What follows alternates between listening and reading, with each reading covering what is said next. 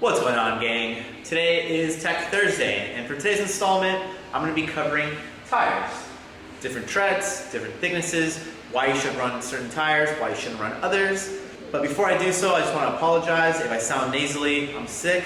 I mentioned it in my previous vlogs, but I just don't want any comments that are like, oh, you sound like shit.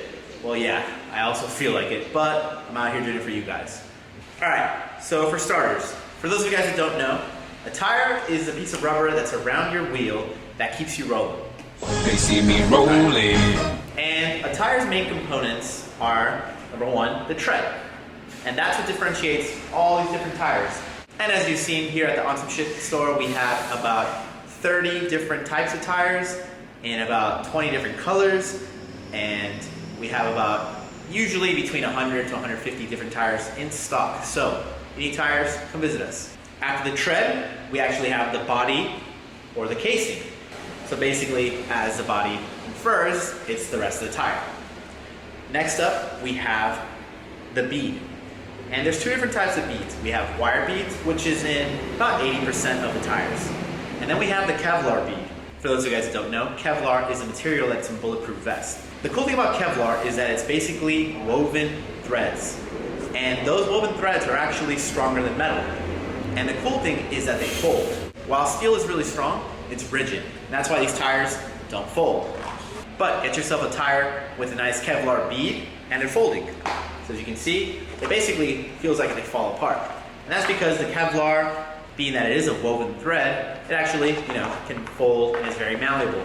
As opposed to a steel bead, where if you try to crinkle or crimp this, you'll actually bend and break it, and that'll actually cause the steel bead to pop out of the tire, and your tire will be basically ruined.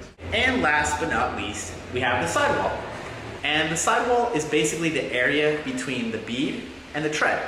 So this area right here. A sidewall is very important because it's very close to the thing that you're gonna be grinding. So a lot of times, different tires change the thickness or the thinness of the sidewall to compensate for size, weight, and for purpose. Tread is the number one differentiating factor between all the tires. So as you can see here, we have a variety of different tires that I've chosen for you guys. So let's talk about knobby tires first. So here we have the Fit FAF tire. It's a really nice tire. And this tire basically has tread that's a little more knurled. And what that does is that will actually dig into the ground. And a knobbier tire is best suited for dirt jumping or racing, where you have like dirt or sand or any kind of like loose particles. Next up, we have the KHE folding tire. These tires are gonna be a little more expensive because they, number one, have a different bead. Again, this is gonna be the kevlar bead, and kevlar is a little more expensive than the traditional steel bead. Another reason why this tire is pretty expensive is because this kevlar bead is also mixed with a special compound. So this rubber is actually really, really thin, but it's actually very, very strong. These tires retail about $50 as opposed to like a traditional BMX tire retails at about 20 to 25 bucks. And the reason for that is that these tires are the best rated for lightness, the foldability, and they have the highest PSI rating. So these can hold up to 120 pounds per square inch. Your traditional street, dirt, or park tires usually run you between like 60 to at the very most 100. KHE tires and a few other of the folding tires do get up to the 120 PSI, which is ideal for vert riding or really high-end like park riding. If you're gonna be airing lots of transitions and doing transfers and stuff like that, you want a lot of high tire pressure because you're gonna be pumping a lot of like transitions and you don't want your tire to fold or to slow you down. So obviously having a tire that's really light and can hold up to that abuse is gonna be beneficial to your riding. And again, they're gonna have a smoother surface, so they're not gonna have the crazy like tread, and usually gonna be a little more narrow. Something that a lot of people don't think about is that a narrower tire is actually easier to spin on. And that's because there's gonna be less surface area touching the ground, so when you're gonna spin, you can actually pivot a lot easier. Next up, we have a very new and exciting tire. This is a Primo Steve Churchil tire. This is mainly a street tire, and it's actually pretty smooth. And something that differentiates a park versus a street versus a dirt tire, besides the knurling, is the thickness of the tire. If you're gonna be riding street, you're gonna want something that's a little more thick because you're gonna be handling different elements like glass and nails and different things that'll puncture your tire. When you're riding a skate park, it's more controlled, so you're gonna be riding concrete or wood or skate light, and the chances of having like glass or nails there is a little less than in the streets. So for the Stevie tire, they've gone with a really nice smooth tread. It's very minimally raised, and it has a lot of micro knurling.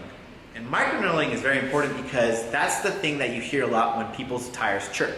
So think of the Alex BSD tires, the Chase D-Hart tires, the Vans tires, and the Stevie tires. They're all gonna have a high chirp factor.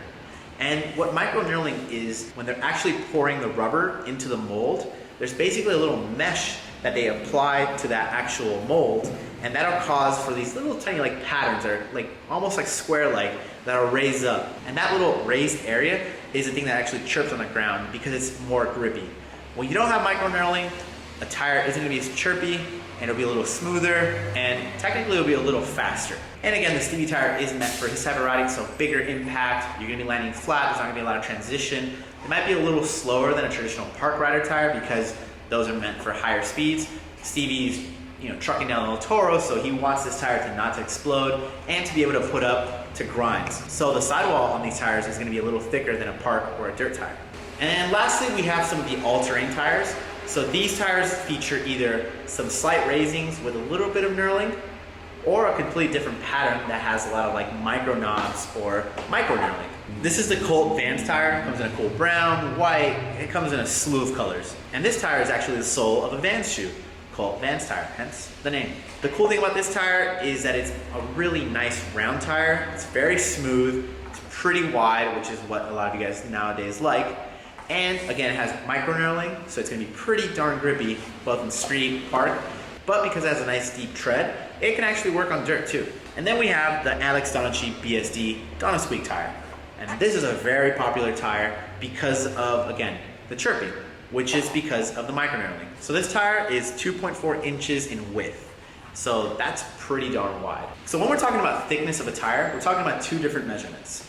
Either tire width, which measures sidewall to sidewall, or tire diameter, which basically measures the area around the whole tire, including the part that would be right underneath the rim. And the difference with that is that usually when you're measuring the width, you're not worried about the height. But when you're taking the diameter into account, that counts for everything, because some tires, while they're very wide, they might not be as tall. And some tires, like let's say the Alex D tire, it's actually really wide, but it's not very round. The Colt AK tire is a very round tire. It's almost like a balloon, and it has like a cool flower design here for the tread, but it's micro knurled. And this tire features something cool that's like a different element, where the center of the tread is actually smooth. And the reason for that is that that is actually the first part of the tire that's making contact when you're going in a straight line. So if that area is smooth and you're going really fast, then there's actually gonna be less surface area touching the ground. It'll almost seem like it's like hovering above the ground since it's very smooth. So this tire is very fast. And if you're into fast tires, you actually want a more narrow tire. So while this tire is really wide, I think it measures out to a 2.5. Yeah, so this tire is a 2.5. It is definitely one of the widest tires at the moment. But be very careful because a lot of brands measure the width differently. So some measure to a true, let's say 2.50 inches. Some measure 2.45, but they might be rounding down. They could have rounded it up to just 2.5. So be wary with that. A couple of things that a lot of customers come into our store and ask for, they just want the thickest tire. And sometimes something that people don't take into account is your rim. Your rim plays a really big factor in how wide your tire looks on your bike. So this is the Federal rim, which is an extra large rim. So it's really, really wide. So this rim coupled with this Colt 2.5 tire makes it for a really, really wide tire. But if you have a single wall rim, which is something that comes like on a Walmart bike, and you put one of these big tires, it's not gonna look as impressive because it is gonna be kind of basically held back by the rim width. So going back to the whole sidewall thing, why is the sidewall important? Well, obviously if you're gonna grind a lot, that part of the tire is gonna be making contact with the ledge or the rail or whatever it is you're gonna be grinding a lot. And to cope with this, Merritt actually has a tire called the Option tire, which has extra rubber on the sidewall. Basically there's an extra piece of rubber that has a bumper above it, and that basically adds an extra layer of protection for your tube so that your tire is going to be less likely to wear down as quickly. And it's also very smooth here, so it's not going to grab up against the side of a ledge or a rail, so you'll be able to grind a lot smoother. And last but not least, we have the Stranger Ballast tire, which again is another one of the new and very big and wide tires. It measures in at 2.45 inches, so it's a pretty big bad boy. but it's actually really lightweight. And it has some nice big cutouts in the tread so that it can grip park, street, and even dirt. All right, so just to give you guys an overall recap, if you want a wider tire, keep in mind that it's gonna require more rubber, which is gonna make it heavier. Also, wider tires don't work on every frame, and they actually slow you down a little bit because when you're spinning or when you're doing certain tricks, there's gonna be more tire that's actually gonna be touching the ground. So there's gonna be more surface area that's gonna be gripping. If you want to do better spins, you want to air out higher, you want to go faster, you want a narrower, lighter weight tire. So something with a higher PSI rating, and that's going to be a little thinner and lighter.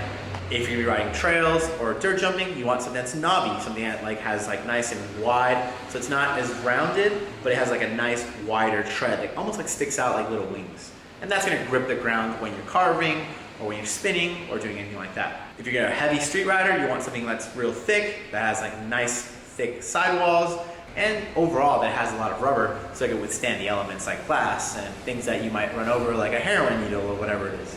And lastly, when purchasing a tire, make sure you do your due diligence. Some people seem to get really wide tires on a frame that doesn't work. Some people get a color that they're not happy with. And keep in mind that colors, so the red, pink, purple, all those kind of different tires, do actually change a little bit of the density of the rubber. So if you leave them out in the sun a long time, I've noticed that they get kind of dry and they don't grip as much over time. So if you really want a nice grippy tire that's gonna last you a really long time, just get a traditional black or gum tire. Anyhow, that's gonna wrap it up for me today.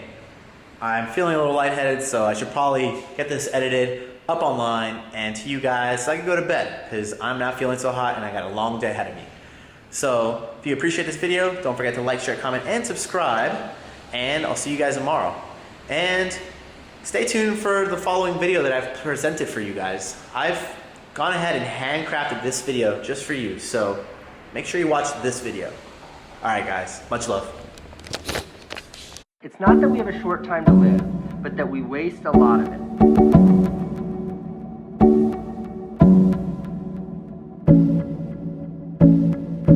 Not that we have a short time to live, but that we waste a lot of it.